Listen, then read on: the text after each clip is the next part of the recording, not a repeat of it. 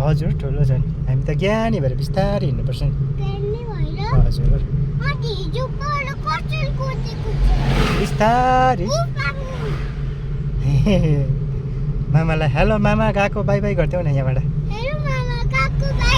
हातले by by गर्थ्यौ न राम्रो बस्नु ल भन्नु नि हस्पिटल राम्रो देखाउनु ल भन्नु नि म गएको अब भोलिदेखि स्कुल जान्छु भन्थ्यौ न